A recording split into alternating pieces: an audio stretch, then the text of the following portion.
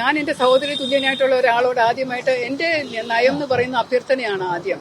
ഒരു സമവായം, ഒരു അഭ്യർത്ഥന, അതിനുശേഷം സമ്മതിച്ചില്ല എന്നുണ്ടെങ്കിൽ അത് നിയമപരമായിട്ട് കത്തെഴുതി കൊടുത്ത് ചെയ്യിക്കണം. അതിന് മുമ്പായിട്ട് നമ്മളൊരു സഹോദര തുല്യനായിട്ട് സൗഹൃദത്തിന്റെ പേരിൽ അഭ്യർത്ഥിക്കുക എന്നുള്ളത് തന്നെയാണ് അതിന്റെ ശരിയായിട്ടുള്ള നയം എന്നാണ് എനിക്ക് തോന്നിയിരുന്നത്. അതനുസരിച്ച് ഞാൻ ചെയ്തു. നിയമപരമായിട്ട് തന്നെ ഈ കെട്ടിടം ലഭിക്കുന്നതിന് വേണ്ടിയിട്ട് നീങ്ങാനാണോ തീരുമാനം? എനിക്കിപ്പോ തൽക്കാലം ഞാൻ അദ്ദേഹത്തോടൊന്ന് പരിഗണിക്കണേ എന്ന് അഭ്യർത്ഥിച്ചതേ ഉള്ളൂ. അദ്ദേഹത്തിന് പരിഗണിക്കാൻ തയ്യാറായില്ലെങ്കിൽ ഞാൻ എന്ത് ചെയ്യും?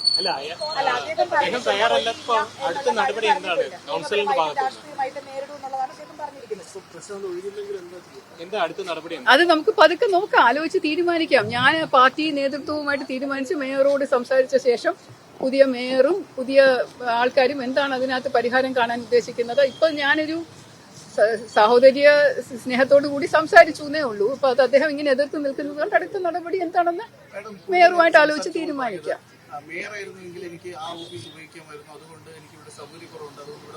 ആര് പറഞ്ഞു? അത് അദ്ദേഹം ഒന്ന് പറയട്ടെ, കാണിക്കട്ടെ, കേൾപ്പിക്കട്ടെ. അതുകൊണ്ട് അത് മുഴുവൻ ഓഡിയോ റെക്കോർഡിംഗ് നിങ്ങൾ കേൾക്കും എന്നാണ് ഞാൻ പറയുന്നത്. ഒരു കാര്യം ചോദിക്കട്ടെ, ഈ കോർപ്പറേഷൻ കെട്ടിടം വാടകയ്ക്ക് കൊടുക്കാന്ന് പറഞ്ഞല്ലോ. അങ്ങനെ ഒരു കോർപ്പറേഷൻ കെട്ടിടം വാടകയ്ക്ക് കൊടുക്കുന്ന സമയത്ത് കഴിഞ്ഞ കൗൺസിൽ തീരുമാനിച്ചിട്ടാണല്ലോ കൊടുക്കുന്നത്. അപ്പൊ ആ കൗൺസിൽ തീരുമാനിച്ച കെട്ടിടം അത് ഒഴിയണമെങ്കിൽ നഗരസഭാ സെക്രട്ടറിയല്ലേ അത്തരത്തിലുള്ള കാര്യങ്ങളൊക്കെ പറയുന്നത്? ആയിരിക്കാം, എനിക്കത് പരിശോധിക്കണം. അങ്ങനെ തീരുമാനം എടുത്തിട്ടുണ്ടോ എന്നുള്ള ഫയൽ നോക്കിയാലല്ലേ അറിയാൻ പറ്റൂ.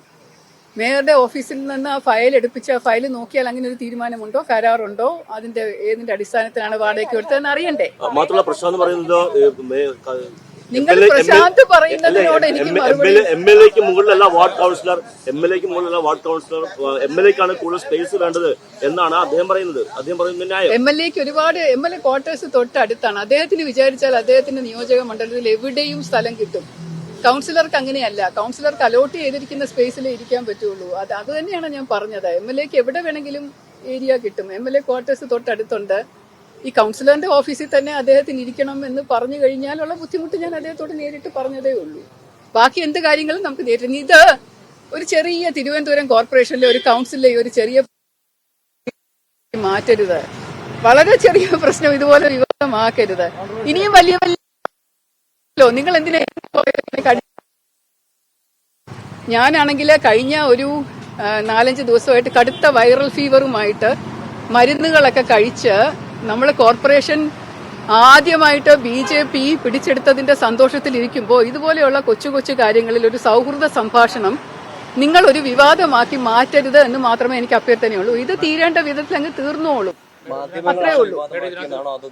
ആണല്ലോ, എനിക്കറിയില്ല. പക്ഷെ ഇത് നിങ്ങൾ അത് തിരിച്ചു കൊണ്ടുപോയിട്ട് കുറച്ചും കൂടെ നല്ല കാര്യങ്ങളിലേക്ക് ശ്രദ്ധ തിരിക്കും.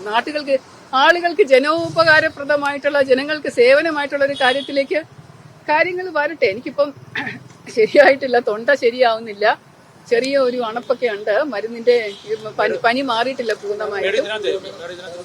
കഴിഞ്ഞ 7 വർഷമായിട്ട് ഈ കൗൺസിലർ ഓഫീസ് ഇതിനകത്ത് തന്നെ പ്രവർത്തിക്കുന്നുണ്ട്. മുമ്പ് BJP കൗൺസിലർ ആയിരുന്നു, അദ്ദേഹം കൂടെ ഉണ്ട്. പക്ഷെ ഇതുപോലൊരു സമാനമായ ഒരു പരാതി മുൻകാലങ്ങളിൽ ഒന്നും ഇല്ല. MLAയുടെ ഓഫീസ് ഇവിടെ അല്ലായിരുന്നു ഇതിനു മുമ്പ്, അതുകൊണ്ട് പരാതി ഉണ്ടായിരുന്നില്ല.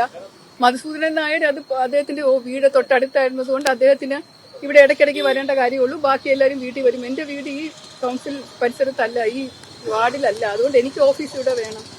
അതുകൊണ്ടാണ് ഈ പ്രശ്നം ഉണ്ടായത്. ഇപ്പോ മനസ്സിലായോ?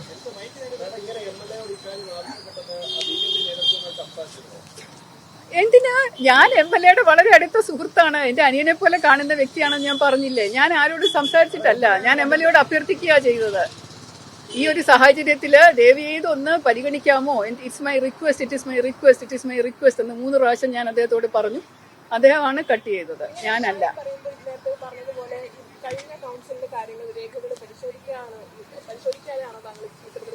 രേഖകൾ ഉണ്ടോന്ന് പോലും എനിക്കറിയില്ല. രേഖയുണ്ടോ, കരാറുണ്ടോ എന്ന് പോലും എനിക്കറിയില്ല. അതൊക്കെ ഞാൻ മേയറിനോട് ഞാൻ ചോദിക്കാം. ഇന്ന് അവധിയല്ലേ, ഇന്ന് പരിശോധിക്കാൻ പറ്റില്ലല്ലോ.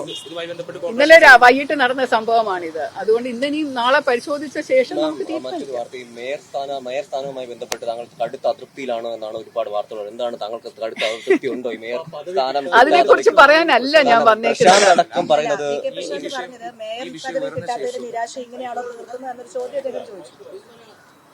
ഞാൻ ഈ മറ്റുള്ളവർ പറയുന്നതിന് എല്ലാത്തിനും ഉത്തരം ഞാൻ പറയണമെന്ന് നിങ്ങൾ എന്തിനാ ശടിക്കുന്നത്? എനിക്കൊരു നിരാശയുമില്ല. എനിക്ക് യാതൊരു നിരാശയും ഇല്ല. പാർട്ടി നേതൃത്വം ഒരു തീരുമാനം എടുത്തു. അതിനോട് യോജിച്ച് നിൽക്കാമെന്ന് ഞാൻ പറഞ്ഞിരുന്നതാണ്. ഒരു വാക്ക് കൗൺസിൽ മീറ്റിംഗിന്റെ സമയത്ത് പാർട്ടി നേതൃത്വം ഓരോ കൗൺസിലറായിട്ട് ജയിച്ചു വന്നവരെയും വിളിച്ച് ചോദിച്ചു, നിങ്ങൾ ഏതെങ്കിലും ഒരു മേയർ സ്ഥാനാർത്ഥി നിങ്ങളുടെ മനസ്സിലുണ്ടോ, അതോ പാർട്ടി നേതൃത്വം പറയുന്നത് അംഗീകരിക്കുമോ എന്ന് ചോദിച്ചപ്പോൾ പാർട്ടി നേതൃത്വം പറയുന്നതെല്ലാം ഞാൻ അംഗീകരിക്കും എന്ന് പറഞ്ഞ വ്യക്തിയാണ് ഞാൻ. അതുകൊണ്ട് പാർട്ടി നേതൃത്വം ഒരു മേയറുടെ പേര് പറഞ്ഞിട്ടുണ്ടെങ്കിൽ ഞാനത് അംഗീകരിക്കുന്നു. അതിനോടൊപ്പം ഞാൻ നിന്നു. ഞാൻ അന്ന് രാജേഷിന്റെ ഷോൾ അണിയിച്ചു. നിങ്ങൾ കണ്ടതാണല്ലോ. ലഡു കൊടുത്തു. ആശാനാഥിന് ഞാൻ ലഡു കൊടുത്തു, മധുരം പങ്കുവച്ചു. ഞാൻ സന്തോഷമായി. പനിയായതുകൊണ്ട് പ്രതികരിക്കാൻ ശബ്ദമില്ലായിരുന്നത് കൊണ്ട് പ്രതികരിക്കാതെ പോയതാണ്. ഇന്നലെ ഞാൻ തെരഞ്ഞെടുപ്പിന്റെ മേയറിന്റെ സത്യപ്രതിജ്ഞ മുഴുവനും കഴിഞ്ഞ ശേഷം ഉച്ചയ്ക്ക് എനിക്ക് ആന്റിബയോട്ടിക് കഴിക്കേണ്ട സമയമായി. പിന്നെ എനിക്ക് അടുത്തൊരു വീട്ടിൽ പാലുകാച്ചിന് പോകണമായിരുന്നു. എന്റെ ഭർത്താവ് റെഡിയായിട്ട് നിൽക്കുന്നുണ്ടായിരുന്നു. അവിടെ പോയി പങ്കെടുത്ത് ഭക്ഷണം കഴിച്ച് തിരിച്ചു വരാനുള്ള സമയം കണക്കിലെടുത്താണ് ഞാൻ 1:30 മണിക്ക് ഇറങ്ങിയാലേ 2:15 ആകുമ്പോൾ എനിക്ക് തിരിച്ചു വരാൻ പറ്റുള്ളൂ. അതുകൊണ്ടാണ് 1:30 മണിക്ക് സത്യപ്രതിജ്ഞ കഴിഞ്ഞ് പ്രസംഗമൊക്കെ നടത്തുന്ന സമയത്ത് ഞാൻ ഇറങ്ങിപ്പോയത്. അതും വിവാദമാണ്. നിങ്ങള്